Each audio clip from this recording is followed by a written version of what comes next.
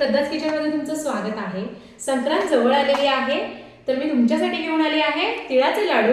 हे अशा प्रकारे जर तुम्ही तिळाचे लाडू केले तर तुमच्या हाताला अजिबात चटका कुठल्याही प्रकारे बसणार नाही आणि तुमचे लाडूही अगदी 15 ते 20 मिनिटात तयार होतील। तर चला आपण कृतीला सुरुवात करूया। मी गॅसवर एक कढई तापायला ठेवलेली आहे। त्यामध्ये आपण घालणार आहोत 1 कप तीळ घेतलेले आहेत। हे मी गावरान तीळ घेतलेले आहेत। आपल्याला थोडेसे साधारण लो टू मीडियम गॅसवर आपल्याला 5 मिनिटं आपल्याला याला छान रोस्ट करून घ्यायचा आहे। थोडासा आवाज यायला सुरुवात होईल तेव्हा समजून जायचं की आपले तीळ छान असे रोस्ट झालेले आहेत। हे बघा असे छान असे रोस्ट झालेले आहेत आणि थोडेसे फुलल्यासारखेही होतात। आता हे आपण काढून घेऊयात। आता त्याच कढईत मी 1 छोटा चमचा तूप घालते आहे आणि आपण जेवढे तीळ घेणार आहोत तेवढाच आपल्याला गूळ घ्यायचा आहे। हा नॉर्मल गूळ घेतलेला आहे, म्हणजे चिक्कीचा वगैरे गूळ नाही आहे, कारण की चिक्कीच्या गुळाने जास्त कडक होतील। त्यामुळे मी इथे नॉर्मल गूळ 1 कप घेतलेला आहे। 1 कप जर तीळ असतील तर 1 कप गूळ घेतलेला आहे आणि इथे कुठेही मी शेंगदाणे वगैरे काही यूज करणार नाही आहे। अगदी साध्या सिंपल पद्धतीने हे लाडू मस्त आणि खुसखुशीत होतात। आता आपल्याला हा गूळ मेल्ट करून घ्यायचा आहे। गूळ आपला मेल्ट होतोय तोपर्यंत मी ते तीळ थंड करून त्याची थोडीशी दरदरीत अशी मिक्सरमधून ते काढून घेणार आहे। पल्स मोडवर 1-2दा फिरवून घेणार आहे। इथे आपला गूळही छान मेल्ट झालेला आहे आणि जसं मी तुम्हाला म्हणाले की मी तीळ थोडेसे असे दरदरीत पल्स मोडवर 2-3 वेळा फिरवून घेतलेले आहेत। आणि त्याचबरोबर ना मी एक साधारण 1 मोठा चमचा तीळ साईडला काढून ठेवले होते। मी ते तुम्हाला दाखवते कशासाठी ते।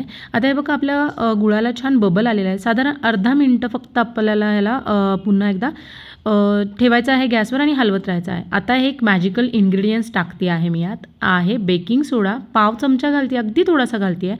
आणि तुम्ही जसा बेकिंग सोडा घालता तसा तुम्ही बघाल की कसं फ्लफी व्हायला लागतं, हलका व्हायला लागतो गूळ छान असा आणि थोडासा कलरही लाईट व्हायला लागतो। आता यातच मी घालते आहे 1 चमचा वेलची पूड घालते आहे।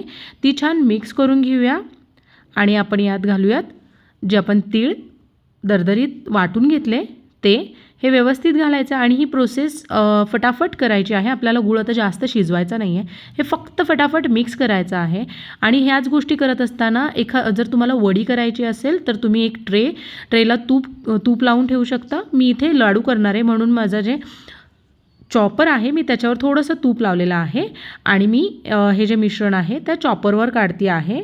तुम्ही एखादी प्लेट कशातही काढू शकता। मला फटाकन जी वस्तू हाताला सापडली मी ती घेतली।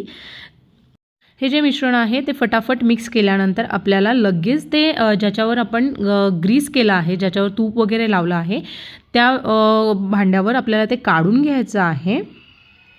हे बघा अशा प्रकारे मी हे काढून घेतलेलं आहे।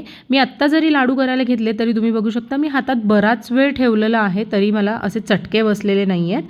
तुम्ही आत्ताही करू शकता किंवा थोडंसं कोमट झालं मिश्रण की लाडू करू शकता। आपण ह्याला थोडं कोमट होऊ देऊयात। हे बघा हे मिश्रण छान आता कोमटसर असं झालेलं आहे, सोसेल असं झालेलं आहे हाताला। हे बघा इझिली लाडू बनतात।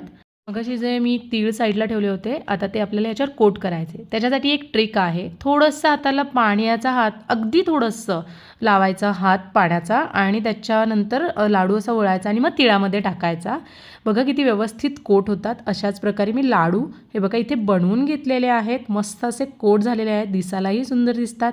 आणि जर तुम्ही अशा मेथडने जर लाडू केले तर अगदी दगडासारखे जे लाडू मिळतात ते अजिबात होणार नाहीत, एकदम क्रंची होतात आणि मस्त लागतात। अगदी 15 मिनिटात आपले हे मस्त असे लाडू तयार आहेत। चला तर आपले तिळाचे लाडू रेडी आहेत। तुम्ही रेसिपी नक्की ट्राय करा। माझ्या चॅनलला लाईक, शेअर आणि सबस्क्राईब करायला विसरू नका। थँक्यू।